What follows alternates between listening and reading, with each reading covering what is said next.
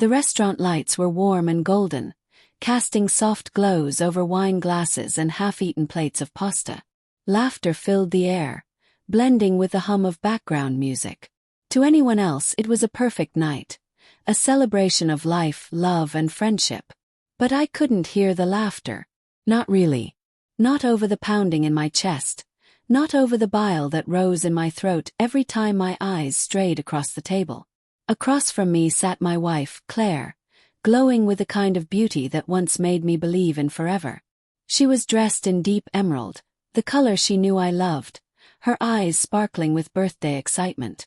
She looked so alive, so happy, but I couldn't unsee what I had seen 3 nights ago. Her smile wasn't for me anymore. And tonight, sitting just 2 seats to her left, was the man I knew she had given her heart and her body. I gripped my fork tighter than necessary, forcing myself to keep chewing though the food had turned to ash in my mouth. She must have sensed my quietness because her hand brushed my arm. "James," she said softly, "you've barely said a word tonight. What's wrong? You look so thoughtful." I swallowed hard, my jaw tightening.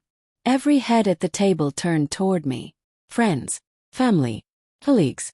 Claire wanted me to perform, to plaster on a smile and assure her that everything was fine, that I was fine. But I wasn't.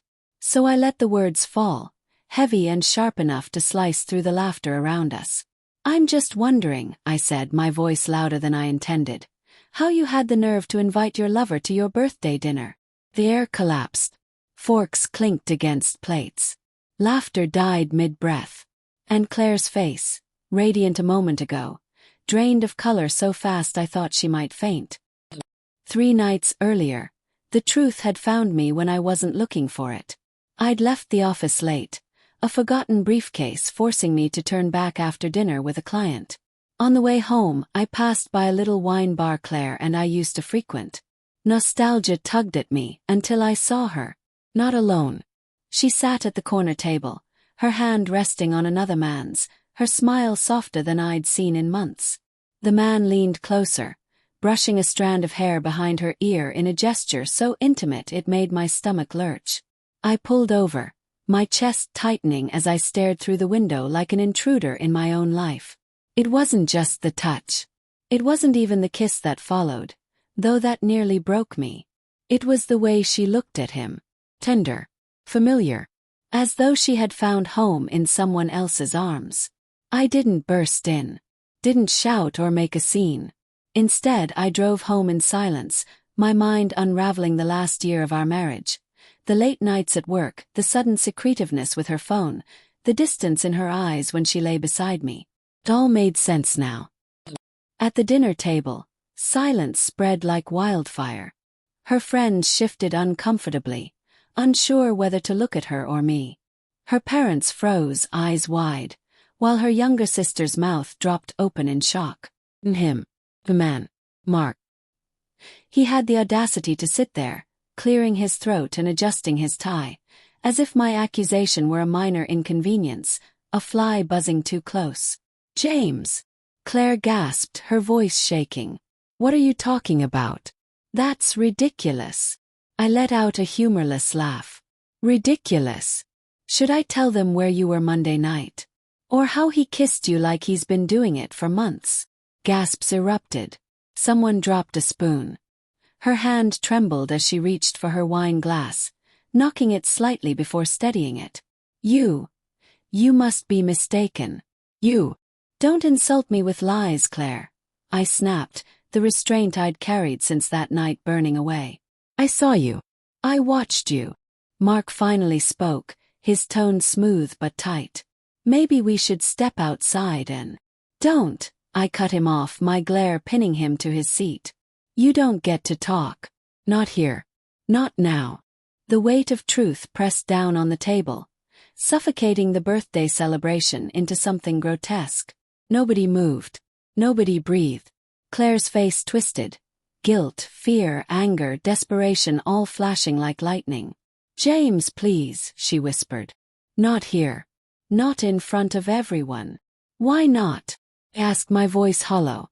"You weren't afraid to betray me in front of everyone.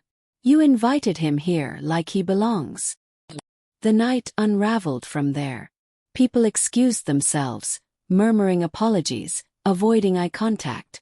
Her sister whispered something to her mother before leaving in a hurry. Within minutes, the long, cheerful table shrank into a battlefield with only the three of us left. Claire begged me to leave with her to talk privately, but I stayed seated, staring at the wreckage of food and spilled wine. When we finally got home, the silence was unbearable. She paced the living room, her heels clicking like nervous punctuation. "You shouldn't have done that," she said finally, her voice breaking. "You humiliated me." I laughed bitterly. "I humiliated you. Claire, you humiliated us.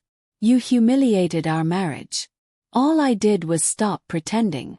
Her eyes filled, tears brimming but refusing to fall. "It wasn't supposed to.